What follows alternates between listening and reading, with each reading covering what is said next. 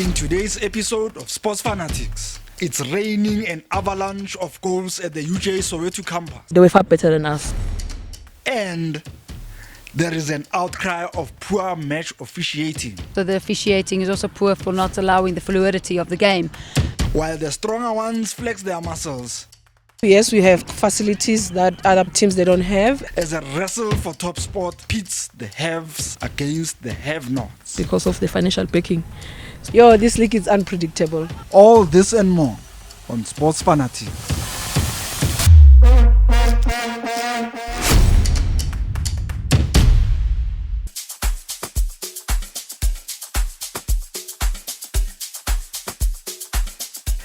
It's a cool autumn morning in Soweto. Perfect conditions for a mid-morning clash in the Hollywood Bad Super League.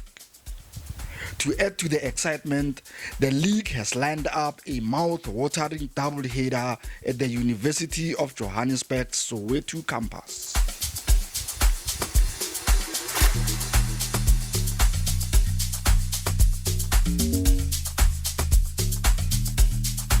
It's a perfect setting. Fans are anticipating great entertainment. Excitement is in the air.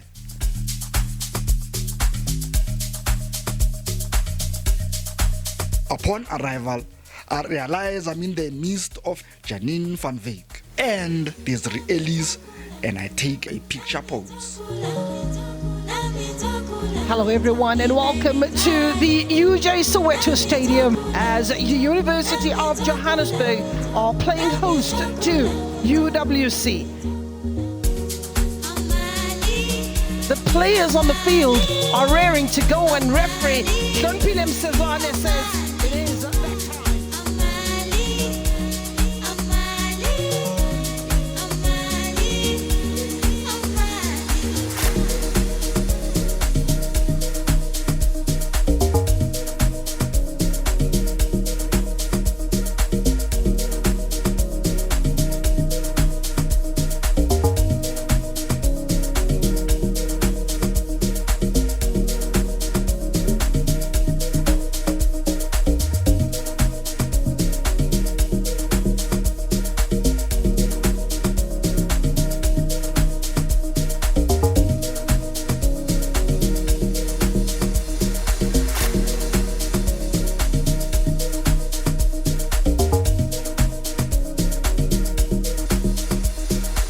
UWC show their pedigree with a 5-0 demolition of the hosts UJ. It does not rain, but it pours for the hosts. The results are downplayed by the visitors' coach. They were far better than us.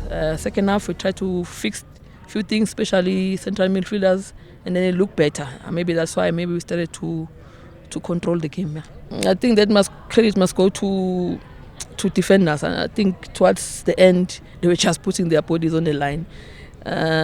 So if you don't concede, it's a good confidence for a goalkeeper and obviously for the defenders. But sometimes it didn't look well, it didn't look right. Just that sometimes as a defender, just need to put the body on the line to save the ball. You don't have to clear it like clear it. Just put the body on the line. And I think Ulogishi, Ulanatemba, they did that twice towards the end. If they scored those 2 goals, it's 3-2 and end up back in the game. So I think credit must go to them. Yeah. The support is 100%. I think we get maximum support from the management. In terms of preparations, obviously there are students. We must train in the afternoon. They must go to class in the morning and then we train in the afternoon. Yes, we do have some few non-students, and some of them they were our students in the past. So some of them they are doing postgrad, so they study late. They are not studying during the day. But it's a full university team. 80% is student, and then the other 20% is non-student. And the 20% is, like I'm saying, they are graduates. Maybe they're taking a gap year this year. We must first understand why they're so dominant. Yes, it's good individuals, but why are they so dominant? It's because of the financial backing. So if you don't have the financial backing, you must rely on what you have. Especially for us, UJ, TUT, tax, we rely on students. And before they are players, they must be students. So it will always be difficult because they'll always go around and sign any player they want because of the financial backing. It's midday and match 2 is on the cards, and the two teams share the spoils in a 1-1 draw. and Van Wyk is not particularly ecstatic with the results. I think the opponent really came out and did their homework really well, pressed us a lot, tried to disrupt our play. The game management skills are really good by taking their time, but also the officiating is also poor for not allowing the fluidity of the game. But nonetheless, we have to look at ourselves and our performance. I think we could have done a lot better. First off, we struggled to manage the press that the opponent brought, but the second half I think it was a lot better. The intensity was there. We kept the ball in the opponent's half, created opportunities, applied the pressure, but credit to the opponent for really putting their bodies on the line and gave their everything to stop us from the 3 points, but managed to get a penalty out of it, and not happy with the result, but satisfied. And it takes a long process to get exactly what you want. So the girls are slowly learning and understanding their role and what is expected of them, and playing good football. I think it's all about controlling the game and dominating the ball, and that is our philosophy, and we are learning slowly every single game. The adjustment for me has been quite a enjoying experience. I think having my own football club and having played with some of these players and having, being at my club, it becomes easier. The players know who I am. I know a lot of the players and know how to bring out the best in them. So it's been very interesting for me on the coaching end. But really managing, 25 different personalities and characters is not an easy task. You have to always think how you're going to bring out the best in every single player. Me being the best, I know what allowed me, play my best if I got the faith and the trust from my coach, and that's what I'm trying to bring to every player. So the transition hasn't been the toughest yet. I haven't faced it yet, but I've just been getting a lot of respect and discipline from the As group, for the and visiting coach, it's amazing to work with the them. results are a true reflection of a very hard-fought battle between two warring giants. I think, to be honest with you, yes, we have facilities that other teams they don't have, and then also the support is there. The other thing that is helping us, I can basically say that is the facilities, because of we have gym, and then if you can come at UP, you could see that it's well structured site, and then I think that's the thing that's giving us an upper hand. Everything is close by. Players are staying close by where we are training. A school, everything is around. I'm more of a ball player coach, but I'm very flexible with my philosophy, in a sense that we're looking at the personnel that we are playing with. Can we build up from the back?